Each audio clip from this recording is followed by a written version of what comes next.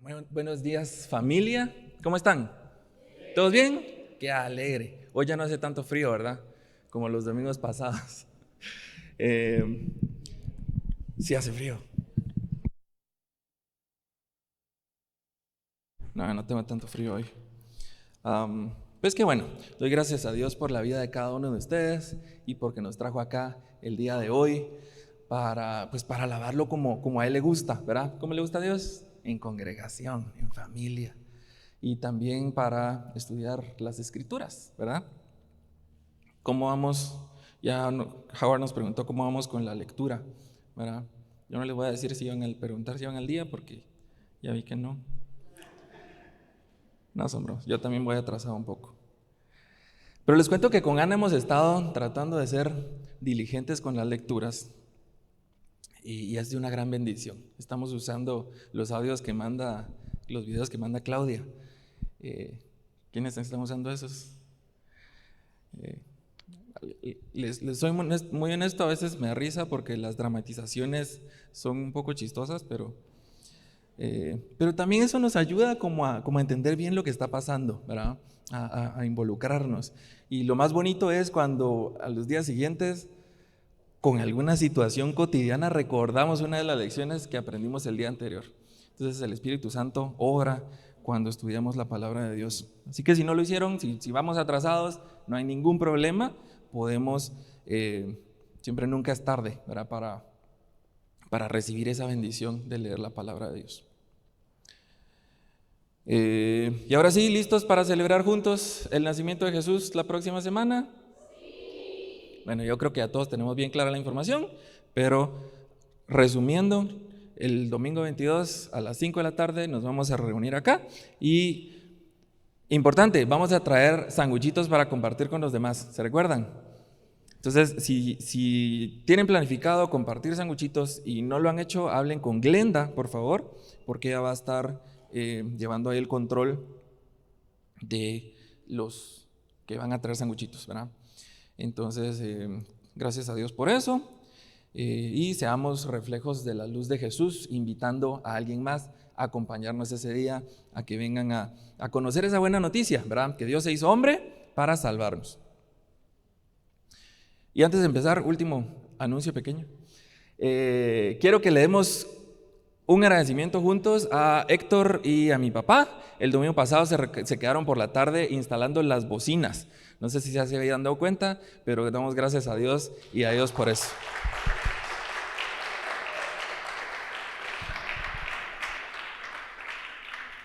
Gracias. Bueno, como dijo Howard, hoy es 15 de diciembre y nos toca el capítulo 15 de Lucas. Está sencillo. Y yo me atrevería a decir que el capítulo 15 de Lucas es tal vez uno de los más famosos, ¿verdad? Porque encontramos 3 parábolas muy populares. Está la parábola de la oveja perdida, encontramos la oveja de la moneda perdida, que es un poco similar, y la parábola del hijo pródigo. Esa creo que todos las hemos escuchado. Y tal vez hasta nos las conocemos de memoria, ¿verdad? Son parábolas cortitas y el capítulo 15 tampoco es muy largo, son 32 versículos en total. Y por sí mismas, estas parábolas nos enseñan mucho. Podemos aprender principios bíblicos, valores, podemos aprender sobre teología, sobre el corazón de Jesús. Pero recordemos que Jesús no solo se la pasaba contando historias a todo el mundo porque sí, ¿verdad? No es como que él iba camino a Jerusalén y de repente, mucha me cansé, ¿saben qué? Les voy a contar ahorita una parábola. Siéntense, les voy a contar una historia. No, ¿verdad? La parábola era una herramienta que Jesús utilizaba, llamémosle una herramienta didáctica. Era algo que él utilizaba para enseñar una lección. Y muchas veces como respuesta a una situación muy específica que estaba sucediendo. Entonces, creo que la parte más importante de las parábolas no es el contenido, sino el contexto, lo que sucede alrededor y la razón por la que Jesús está contando la parábola. Por eso el domingo pasado estudiamos la única palabra con explicación, ¿se recuerdan? La de la parábola de los terrenos. No, era así. Ese fue el nombre que le dimos, pero le llaman la parábola del sembrador. Y aunque las demás parábolas, Jesús no les da una explicación tan detallada como le dio a esta parábola, también podemos saber cuál era la intención de Jesús al contarlas, viendo el contexto, ¿verdad? Viendo lo que estaba sucediendo alrededor. Y otro pedacito de contexto es que Lucas está relatando este camino de Jesús hacia Jerusalén. Y lo que Lucas intenta al escribir todo este libro, el Evangelio de Lucas, es explicar que Jesús es el Mesías prometido en el Antiguo Testamento. Entonces, abramos nuestras Biblias en el libro de Lucas, capítulo 15. Y como les decía, estamos relatando varios episodios del ministerio de Jesús en su camino a Jerusalén. Leamos el versículo 1. Se acercaban a Jesús todos los publicanos y pecadores para oírle. Acá está el contexto. Tenemos dos grupos, los publicanos y los pecadores. Y sobre los pecadores, pues no sabemos mucho, ¿verdad? Pero creo que tampoco necesitamos saber mucho más que eso. Y yo creo que bien podría referirse a cualquiera, ¿verdad? Porque al final todos somos pecadores. No hay un solo justo, dicen las Escrituras. Entonces no tenemos mucho detalle de este grupo. Pero el otro grupo sí es más importante. Tenemos a los publicanos. Y los publicanos, en otras palabras, eran los recaudadores de impuestos. Y pues ya hemos hablado bastante acerca de los recaudadores de impuestos en el Imperio Romano. En general, eran de gente de bastante mala reputación.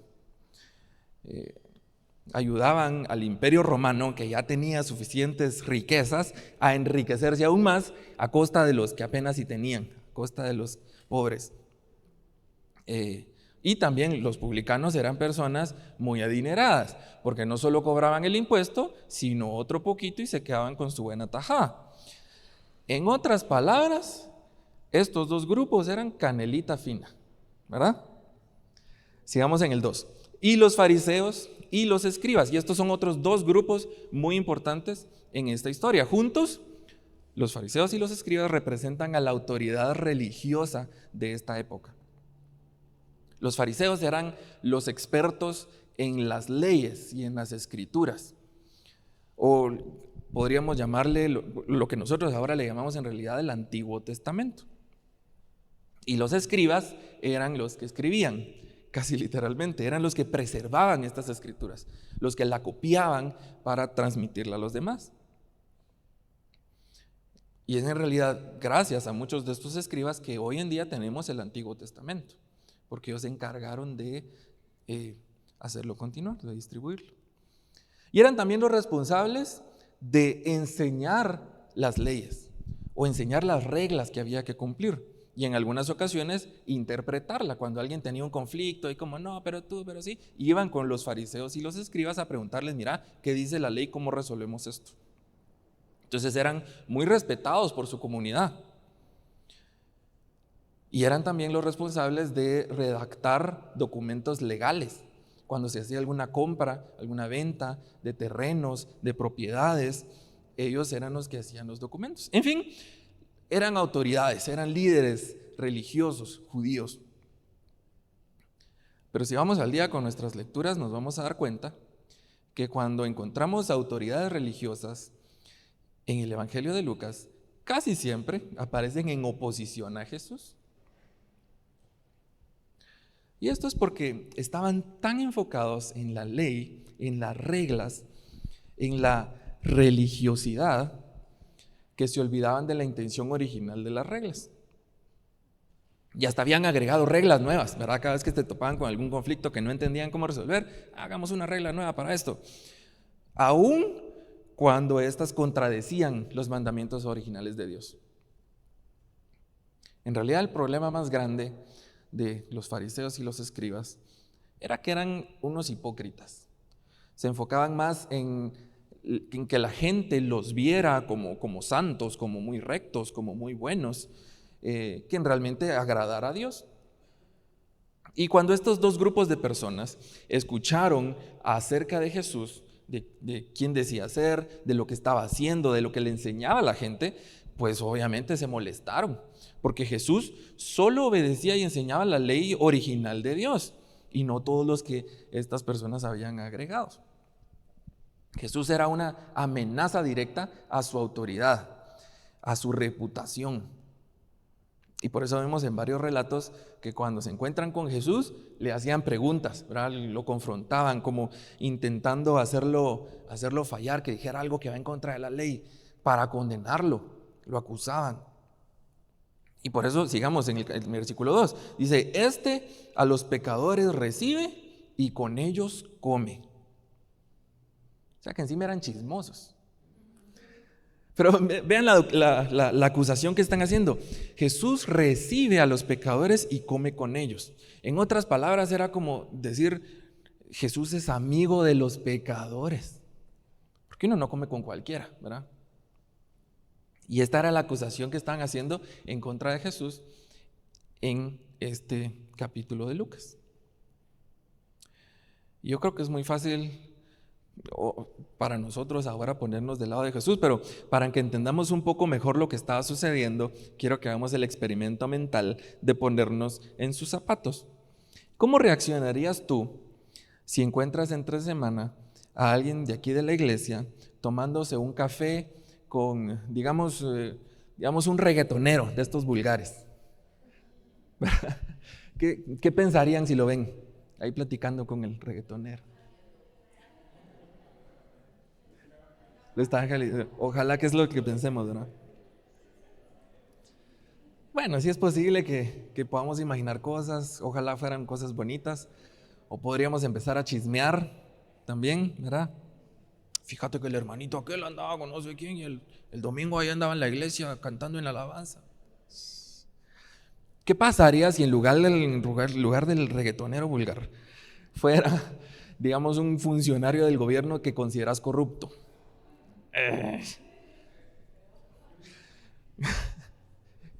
¿Y qué pasaría si fuera una prostituta? Fíjate con quién andaba aquel el domingo.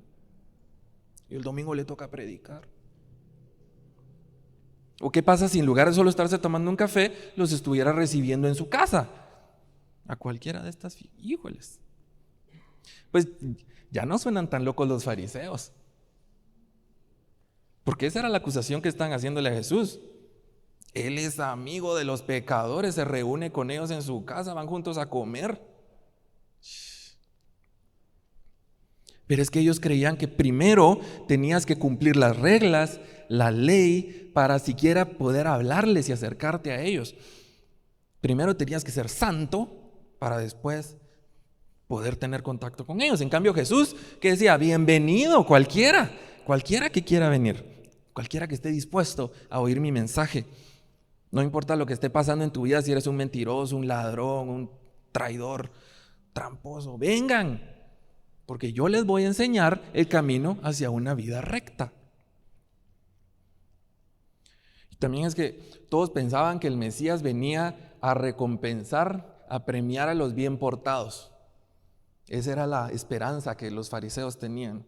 Y resulta que el que vino y se hacía llamar Mesías, empieza a sanar enfermos, a ayudar a los pobres, a perdonar pecados.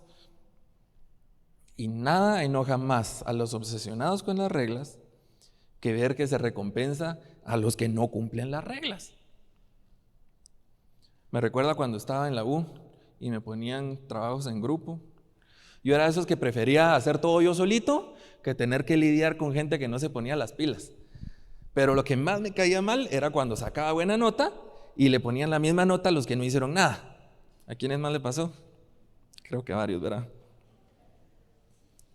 Bueno, pues ya no suenan tan locos los fariseos, ¿verdad? Creo que hasta podríamos identificarnos un poco con los fariseos. Y por eso es importante cómo responde Jesús, porque Jesús está respondiendo a esta situación con esta parábola. Y en realidad son varias parábolas las que Jesús utiliza para responderle a los fariseos. Al menos son 3 las que encontramos en el capítulo 15 y en los siguientes capítulos Jesús sigue contando parábolas relacionadas con este tema. Pero vamos a estudiar la primera de estas parábolas y las demás se las dejo de tarea ya conociendo cuál es el contexto. Entonces leamos a partir del versículo 4. ¿Qué hombre de vosotros, teniendo 100 ovejas, si pierde una de ellas, no deja las 99 en el desierto y va tras la que se perdió hasta encontrarla? Y cuando la encuentra, la pone sobre sus hombros gozoso, y al llegar a casa reúne a sus amigos y vecinos diciéndoles: gozaos conmigo, porque he encontrado mi oveja que se había perdido. Entonces, ¿sí notan cómo cambia el significado de la parábola? ¿O todavía no? Porque yo sí conocía esta parábola, como les dije, es bastante famosa, pero la interpretación que yo le di estaba como incompleta. Yo entendía, bueno, yo era la oveja perdida y Jesús me buscó y me rescató. Suena bien. Y tampoco es una mala interpretación, es una interpretación correcta. Y lo sabemos porque vemos en otras partes de la Biblia cómo Dios se pone a sí mismo como el buen pastor que cuida, que ama a sus ovejas. Pero en esta situación específica, lo que Jesús quería comunicar era algo diferente, algo un poco más profundo que eso, porque estaba respondiendo esta situación, estas acusaciones que estaba enfrentando de parte de los fariseos. Estaba confrontando la actitud que tenían los fariseos. Y es que ellos creían que las ovejas perdidas no valían la pena, que no merecían ser buscadas. Si fuera en tiempos modernos, me los imagino diciendo: más vale pájaro en mano que ciento volando, ¿verdad? Si ven cómo la parábola contradice por completo esta actitud. Jesús dice: es mejor que nos ocupemos de los infieles y los pecadores, por muy poquitos que sean, a que sigamos atendiendo a los que ya son fieles y religiosos, por muchos que sean. Mientras que los fariseos pensaban: es mejor ocuparse de los poquitos que son fieles y son religiosos que preocuparse de los muchos infieles pecadores que hay afuera. Y todavía esta forma de verlo es un poco idealista, es una situación muy ideal, porque en realidad los que los fariseos consideraban fieles religiosos también eran otros hipócritas como ellos. Eran los que se veían como fieles y religiosos. Entonces lo que Jesús está diciendo en realidad es mejor ocuparnos de los pocos infieles y pecadores que cuando se dan cuenta que están perdidos, sí quieren ser rescatados, en lugar de preocuparse de los muchos infieles y pecadores que, sabiendo que están perdidos, no quieren ser rescatados. Veamos el versículo 7. Os digo que así habrá más gozo en el cielo por un pecador que se arrepiente que por 99 justos que no necesitan de arrepentimiento. Ahora, esta frase es curiosa también, porque ¿cómo así que 99 justos que no necesitan arrepentimiento? Si ya vimos que no hay un solo justo, ¿acaso no todos necesitamos arrepentirnos? ¿Acaso no todos somos pecadores? ¿Cómo así que 99? Todavía Jesús que hablara de uno porque es el mismo, pero habla de 99. ¿Acaso está implicando que realmente hay 99 justos que no necesitan de arrepentimiento? Pero más me parece que Jesús está hasta burlándose un poco de la actitud de los fariseos. Porque ellos sí pensaban que ellos eran justos. Ellos sí pensaban que no necesitaban de arrepentimiento. Eso los hacía hipócritas. Aunque eran expertos en la ley, en las escrituras, posiblemente hasta se las sabían de memoria después de tanto copiarla, pero no se comportaban como Dios manda. Entonces, aquí es como que Jesús dijera: incluso, aunque fuera cierto, lo que ustedes creen de sí mismos, de todos modos, no podrían justificar esa actitud y esas acusaciones. Entonces, lo que Jesús está tratando de comunicar acá no es que Jesús abandona a los fieles, a los creyentes, a los buenos y solo se preocupa de rescatar a los perdidos. Lo que Jesús hace es rescatar a los que saben y admiten que necesitan ese rescate, que necesitan de Jesús, en lugar de insistir o tratar de convencer a los tercos, a los duros de corazón que no admiten que están perdidos. Y este era el detallito que faltaba en mi interpretación de esta parábola. Porque no se trata solo de la bondad de Jesús, que Jesús es bueno, salva a los que necesitan salvación, sino también se trata de mi necesidad de un arrepentimiento verdadero.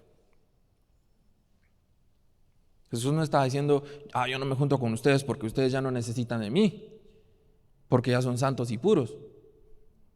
Lo que les está diciendo es: ustedes saben que me necesitan, pero son egoístas, son necios, no lo admiten. Y si ustedes no me invitan a su casa, yo no voy a ir. Todo eso los fariseos lo tenían bastante claro. Incluso, si se dan cuenta, en el versículo 2 dice, a los pecadores recibe. No dice Jesús anda buscando pecadores y los trae de la oreja así como para que coman con él. Si se han dado cuenta en las lecturas que hemos tenido acerca del ministerio de Jesús, en ningún momento Jesús insiste en salvar a alguien que lo rechaza. Todas las personas a las que Jesús bendice, ya sea por medio de enseñanzas o sanando sus enfermedades o incluso perdonando sus pecados, es porque han buscado a Jesús. Son las personas que al escuchar lo que Jesús es capaz de hacer, van, lo buscan, lo encuentran, le piden, hasta le ruegan que lo reciba. Recordemos, por ejemplo, en el capítulo 7, vimos la historia de la mujer en la casa de Simón el fariseo. Ella, admitiendo su condición como pecadora, se lanzó a los pies de Jesús y los lavaba con perfume. En ningún momento del relato ella le dirige la palabra a Jesús, pero solo con sus acciones demuestra esa rendición, ese arrepentimiento, ese reconocimiento de que Jesús era el único que la podía ayudar. Ella demuestra que admite que necesita salvación y reconoce el poder de Jesús para salvarla. Y Jesús perdona sus pecados. Más adelante esta semana, el jueves 19 para ser exactos, en el capítulo 19, nos toca la lectura de la historia de Zaqueo. Creo que esa también la conocemos bastante. Y vamos a ver una situación similar. Spoiler alert. Por cierto, se enteraron que la Real Academia ya metió esa palabra en el diccionario a partir de este año. Ya es oficial. Bueno, pues el spoiler es que Zaqueo también es un publicano, también era un recaudador de impuestos. Pero él busca a Jesús, él admite su condición. ¿Y Jesús qué hace? Va a su casa y perdona sus pecados. Entonces, vemos cómo de cierta forma Jesús respeta la libertad de decisión de las personas, su libertad de escoger. No porque Él nos esté dando alguna autoridad o porque tengamos la razón o porque Él no tenga tampoco el poder y la autoridad para hacerlo, sino porque Dios está buscando una adoración real. Él quiere que nosotros tomemos por nuestra cuenta la decisión de seguirlo, de amarlo, de adorarlo. Porque Dios nos ama. Él nos ama y nos creó para amarlo, para amarnos y para que nosotros lo amemos a Él. Pero si nosotros decidimos no amarlo, Él no nos obliga a hacerlo. Porque si es obligado ya no es amor, ¿verdad? El amor siempre es voluntario. Entonces, lo que Dios ha hecho a lo largo de toda la historia de la humanidad es amarnos. Darnos más razones, más motivos por los cuales amar a Dios. Desde el Génesis al Apocalipsis lo que encontramos es una tras otra vez actos de amor de parte de Dios para la humanidad. Y obviamente también lo vemos acá en el ministerio de Jesús, en el libro de Lucas. Entonces, regresando a la parábola de la oveja perdida, vemos un detalle que es clave. Cuando el pastor encuentra a la oveja, ¿qué hace? ¿Qué hace? La carga en sus hombros, lleno de alegría. No la regaña por haberse perdido, ¿verdad? Oveja. He escuchado muchas veces esta idea de que los pastores cuando encontraban a la oveja perdida le quebraban las piernas y era como una forma de castigo, pero que era un acto de amor, que por qué la va a regresar. Pero en primer lugar, esto no es bíblico, en ninguna parte de la Biblia nos narra algo así, sino que tampoco parece ser cierto, ¿verdad? No existe una evidencia histórica de que esto fuera una práctica común en estos tiempos. Pues lo que hace el pastor es que la carga en sus hombros con amor y celebra con los demás su regreso. Y así es como Jesús nos busca y nos recibe. Y así es como Él nos llama a tratar a los demás. Para mí la lección más grande de esta parábola es que sin importar lo perdido que yo esté, si yo admito con sinceridad que soy un pecador y que necesito a Jesús y le entrego todo lo que soy, todo lo que tengo. Él siempre me va a recibir con amor y con alegría y me va a transformar en una nueva criatura. Porque esta es la misma lección que vamos a encontrar en las demás parábolas del capítulo 15 y en muchas otras historias de Lucas en realidad. La necesidad del arrepentimiento genuino. Que esta época que celebramos la Navidad y la venida de Jesús al mundo, recordemos también ese pequeño detalle, que Jesús viene a tu casa si tú lo recibes primero, si demuestras tu condición, estar arrepentido de esa condición de pecadores. Oremos. Padre Celestial, te damos gracias porque tú nos buscas, incluso cuando estamos perdidos, Señor. Y gracias porque cuando nosotros te fallamos, tú nos invitas a acercarnos a ti. Hoy recordamos que mientras nosotros decimos, venid fieles todos, tú dices, vengan fieles, infieles todos, porque nos buscas, porque nos amas y porque no buscas perfección, sino corazones dispuestos a ser transformados por ti. Ayúdanos a reconocer esa necesidad que tenemos de arrepentirnos y a que respondamos a tu llamado con humildad y con gratitud. Que salgamos de este lugar reflejando tu amor, compartiendo tu gracia con los demás y caminando en la verdad de tu palabra, Señor. En el nombre de Jesús. Amén.